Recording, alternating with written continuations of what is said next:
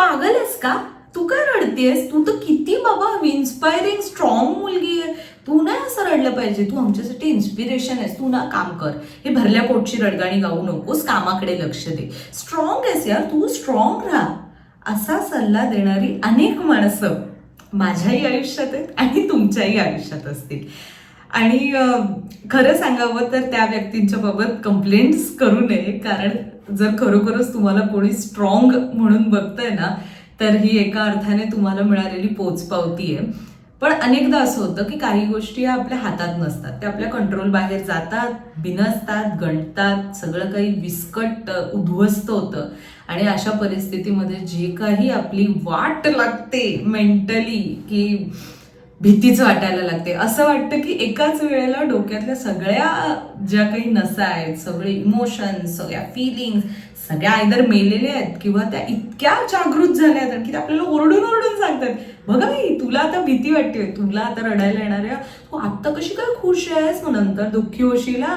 आणि हे सगळं ऐकत असताना डोक्याचा जो काही भुगा होतो आणि त्यानंतर मग अजून काय काय बिनसत जातं, त्याच लूपमध्ये न अडकता पुढे जाण्यासाठी मी मधल्या काळामध्ये काही गोष्टी केल्या, ज्याची मला थोडीफार प्रमाणामध्ये मदत झाली. आणि आता मग त्या फेजपासून ते आता एक बऱ्यापैकी कपडे घालून चांगले केस बीस विंचरून कॅमेरा ऑन करून तुम्हा सगळ्यांच्या समोर यावं इतकी मी हिंमत केली आहे. तर येस, त्यात ज्या गोष्टींची मला मदत झाली त्या गोष्टी मी आता तुमच्यासोबत शेअर करणार. येस, तर मुद्दा क्रमांक 1, मला असं वाटतं की हा मुद्दा त्या व्यक्तीपेक्षा, म्हणजे जी कोणी त्या दुःखातून किंवा डिप्रेशनमधून, अँझायटीमधून जाते, त्यापेक्षा तिच्या आजूबाजूला असलेल्या व्यक्तींसाठी महत्वाचं आहे. काय होतं ना, आपल्या मैत्रिणींमध्ये म्हणा किंवा आपल्या ओळखीचे घरातलेच असतील, तर त्यांच्यापैकी जर कोणाला कधीतरी खूपच बाबा एकटंच वाटतंय आणि खूपच रडायला येतंय किंवा काय म्हणजे समजतच नाहीये, आणि अशा वेळेला जर आपल्याकडून त्यांना ही रिॲक्शन दिली गेली ना, अरे तू तर किती स्ट्रॉंग आहे यार, म्हणजे ह्याच्यात तुमचा हेतू कुठेच वाईट नसतो, खरंच तुम्हाला ती व्यक्ती स्ट्रॉंग म्हणूनच माहीत असते. पण जी व्यक्ती स्ट्रॉंग, म्हणजे बर्फ हा कितीही कडक असा कठोर असा असला तरी तो पण वितळतो ना कुठेतरी. वीट एवढी मजबूत असली तरी काही गोष्टी जर तिच्यावरती भार आला तर तिचा पण असा चुरा होतो. फॉर दॅट मॅटर दगड जो सगळं फोडू शकतो, त्या दगडावर सुद्धा तितक्याच स्ट्रॉंग जर घाव पडले तर त्या दगडाचेही तुकडे होतात. तशीच एखादी व्यक्ती जर कितीही स्ट्रॉंग असली तर तरी सुद्धा तिच्या आयुष्यात जर काहीतरी असं, भले ती गोष्ट तुमच्यासाठी नगण्य असेल, पण जर ती गोष्ट घडलीय तर त्या गोष्टीमुळे ती व्यक्ती सुद्धा कुठेतरी हळवी किंवा कुठेतरी काय म्हणूयात वीक होऊ शकते. आणि ती वीकनेस आहे ना, ती तू तर स्ट्रॉंग आहे असं म्हणून तुम्हाला कदाचित असं वाटू शकतं की त्या व्यक्तीला पटकन बाबा हे रिअलाइज होईल की नाही नाही, अरे हा बरोबर आहे, मी तर विसरलो होतो, मी तर स्ट्रॉंग आहे, मी आता स्ट्रॉंग वागणार, असं नाही होत. तुम्हाला तो विकनेस सुद्धा ऍक्नॉलेज करायचा असतो, कारण एखादी गोष्ट जेव्हा तुम्ही स्वीकारता, मान्य करता, त्यानंतर ती बदलू शकता. जर आपण ह्या डिनायलमध्येच राहिलो की नाही नाही असं थोडी, ती थोडी, ती तर स्ट्रॉंग आहे, मग स्ट्रॉंग आहे तर स्ट्रॉंग आहे, मग त्या व्यक्तीचं तुमच्याकडे ओपन अप होणं सुद्धा कमी होतं. अर्थात त्यातमध्ये त्याच व्यक्तीचा लॉस आहे, पण तरीही ती एक सेफ स्पेस जी आपण आपल्या घरच्यांसाठी, आपण आपल्या मैत्रिणींसाठी, मित्रांसाठी बनवू पाहतो, ती आपल्याकडून होत नाही. आणि तसं होऊ नये त्यासाठी जर कोणी तुमच्याकडे असं येऊन सांगितलं की मला बाबा थोडं आज डिप्रेस वाटते, मला थोडी अँझायटी होते, मला रडायलाच येते, तर तू तर स्ट्रॉंग आहेस, अजिबात असं म्हणणं. ठीक आहे, रड किंवा सांग काय झालं, ह्याने सुरुवात करा. आता ही गोष्ट अगेन मुद्दा क्रमांक 2, ही गोष्ट जशी इतरांना लागू होते तशीच ती आपल्याला, म्हणजे ज्या व्यक्तीला वाईट वाटतंय त्या व्यक्तीला सुद्धा लागू होते. आपण जर सततच डिनायलमध्ये राहिलो तर एक कुठला तरी असा भयंकर पॉइंट येतो की जिथे असं होतं की आता नाही होतंय, डोक्याची वाट लागली, आणि मग तिथे जे तुम्ही तुटून जाता तिथून मागे येणं मग खूप कठीण होऊन जातं. त्यामुळे जेव्हा जेव्हा आपल्याला वाटतंय ना, जी कुठली भावना त्या वेळेला ती ऍक्नॉलेज करून जर त्यावर आपल्याला काही करता येत असेल तर ते सुद्धा करावं. आपण अनेकदा हे मी ऐकलेलं आहे की एखाद्या गोष्टीला 2 बाजू असतात, म्हणजे सुख आहे तसं दुःख आहे, आणि आपल्या सगळ्यांच्याच आयुष्यात सुख दुःख असं रिदम मध्ये चालू असतं. म्हणजे जर आपण बघितलं तर समुद्राची जशी लाट असते ना, तसं आहे ना सगळं. मग ती एकदा सुखाची लाट, मग दुःखाची लाट, मग सुखाची लाट, हे नाही दाखवते मी तुम्हाला. पण मुद्दा हा आहे की आपण त्या कुठल्याच लाटेत हरवून न जाता जर पोहत राहिलो तर आपण कुठेतरी आपल्या जे काही आपलं डेस्टिनेशन आहे तिथे पोहोचणार आहोत. म्हणजे बघा, आता काही दिवस माझ्या आयुष्यात पण असे येतात की जिथे ना मला सकाळी उठल्यावरती खूपच एनर्जेटिक वाटतं की आज दुनिया बदल देंगे. पण त्यावेळेला दुनिया बदल देंगेच्या नादात मला ह्या गोष्टीची भीती वाटते की अरे यार, आपल्याला आता आपण आनंदी होत ना, म्हणजे संध्याकाळी कदाचित ना भीती वाटणार आहे किंवा संध्याकाळी कदाचित वाईट वाटणार आहे. आणि मग मी जर आताचाही आनंद आहे तोही एन्जॉय करू शकत नाही, आणि संध्याकाळीचं दुःखच आहे तर तेही एन्जॉय करू शकत नाही. सॉरी, दुःख नाही एन्जॉय करत, तेही आपण नीट डील करू शकत नाही. आता ह्यात निगेटिव्ह एक प्लस पॉइंट म्हणजे वीक मेंदूचा असा की सुखात असताना किंवा आनंदात असताना आपल्याला ह्याची जाणीव असते की हा आता दुःख कदाचित येणार आहे, पण दुःखात असताना आपण हे विसरून जातो की आता कदाचित सुख सुद्धा येणार आहे.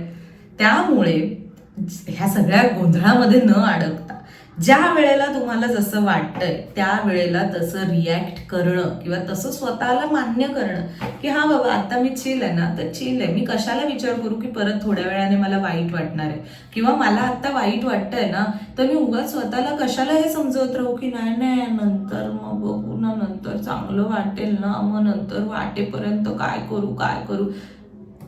वाटतंय ना दुःख, रडा. वाटतंय ना आनंद, हसा. तुम्हाला वाटतंय ना जे करायचं ते करा, अनलेस ते काही कुठे कोणाला हार्म नसेल करत. म्हणजे राग आला तर बाबा जाऊन मारा कोणाला असं मी सांगणार नाही, पण जर तुम्हाला आनंद ज्या गोष्टीने इतरांना अफेक्ट न करता तुम्हाला जी गोष्ट त्यावेळेला करता येत असेल ती करावी, त्यामध्ये फार विचार करू नये. आता तिसरा महत्वाचा मुद्दा म्हणजे आपण ना अनेकदा डिनायलमध्ये असताना खूप क्विक रिॲक्शन्स देतो. म्हणजे आपण टाळायला बघतो की एखादी प्रॉब्लेमॅटिक सिच्युएशन समजा आता असेल, समजा एक उदाहरण म्हणून सांगते, एखादा आपल्याला नावडता मेसेज, भले ती व्यक्ती फार आवडती असो आपली, म्हणजे आपला जीव ओवाळून टाकावा अशी एखादी व्यक्ती आहे, पण तिने असं आपल्याला मेसेज केलाय की जो अगदी आपल्या अपेक्षेच्या विरुद्ध आहे की त्या व्यक्तीकडून आपल्याला जे एक्सपेक्टेड आहे त्याच्या एकदम अपोजिट आहे. तर तो मेसेज आपल्या समोर जर आपल्याला दिसतोय तर माझ्याकडून काय व्हायचं अनेकदा, आयदर मी तो मेसेज डिलीट करायचे किंवा मी तो मेसेज आर्काईव्ह करून टाकायचे, जेणेकरून तो माझ्या समोर चॅटबॉक्समध्ये दिसायचा नाही. पण त्याने काय व्हायचं, मी थोड्या वेळाने परत जाऊन आर्काईव्ह बघायचे, किंवा समजा त्या व्यक्तीकडून अजून काही मेसेज आला तर आर्काईव्ह मध्ये लगेच बाजूला ते 1 येतं ना, मग आपल्याला लगेच आठवतं अरे हा ह्याचा मेसेज बघायचा असं करून आपण तो मेसेज बघायला जातो. जर ते डिलीट झालेलं असेल तर अनेकदा तर मग आपल्याला रेफरन्सेसही लक्षात राहत नाहीत, किंवा आपल्याकडून काही ना काही आपण ते नंतर रिग्रेट करतो. म्हणजे काही चांगल्या मेमरीज पण असतात त्या चॅटबॉक्समध्ये, त्याही निघून जातात. तर असं सगळं न करता एक छोटीशी गोष्ट मी अशी केली की त्या पॉइंटला आपलं थोडंफार एक काय म्हणूयात, म्हणजे न ऍक्शन घेता जे घडतंय ना ते घडू द्यावं.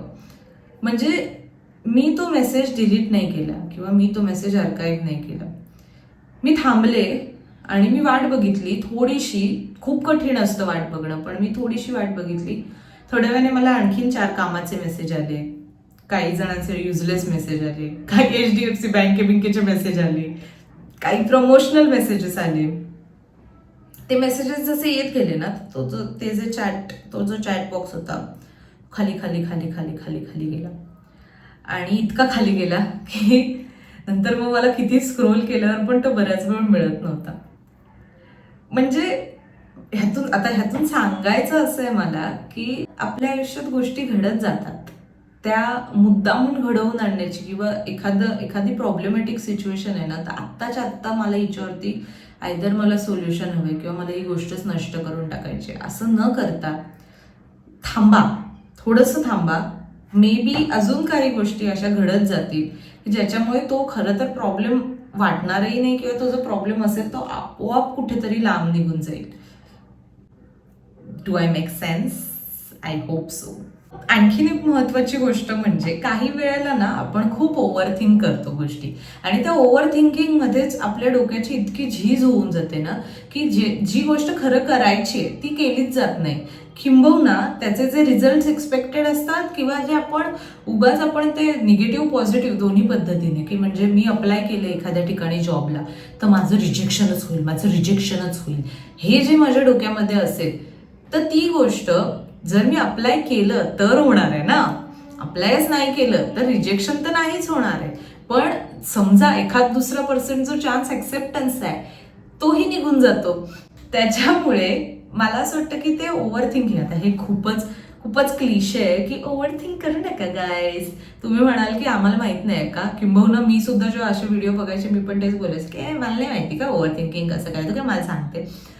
पण मी तुम्हाला सोल्युशन हे सांगतेय की ज्या वेळेला तुमच्या डोक्यात एखादी गोष्ट येईल ना की आता मला ह्या पॉइंटला करायची आहे, ती गोष्ट एक 10 ते 15 मिनिटं थांबून ती गोष्ट करा. भगवद्गीतेमध्ये जे म्हटलंय ना की तुम्हाला फक्त कर्म करायचंय आणि फळाची चिंताच करायची नाही, आणि त्याच वेळेला तुम्हाला चांगलं फळ मिळणार आहे.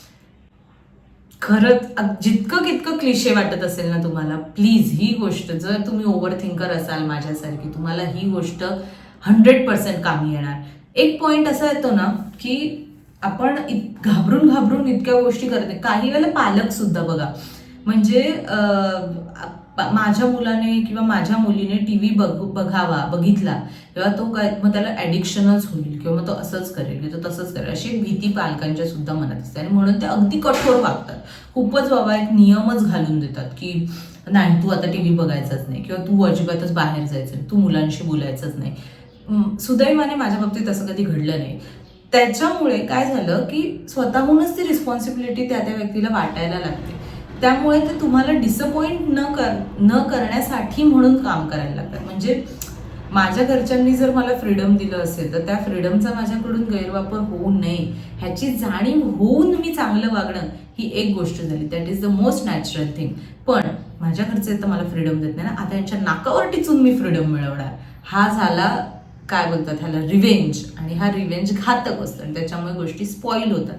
सेम आपल्या स्वतःच्या मेंदूच्या बाबत सुद्धा आपण एखादी गोष्ट जी आपल्याला करावीशी वाटते ती आता मी नाहीच करणार, मग तुम्हाला आणखीन वाटणार की मी ती करावी. पण मी ती केली, समजा मला त्याच्यातून हवं ते जर मिळालं तर मग सोने पे सुहागा, पण नको ते मिळालं तरी तुमचं मेंदू म्हणणार बघितलंस तू आता हे केलंस, तुला नाही ना मिळालं, पुढच्या वेळेला थोडं आपण थांबूया. आणि तुमचा मेंदू तुम्हाला सांभाळून घेणार.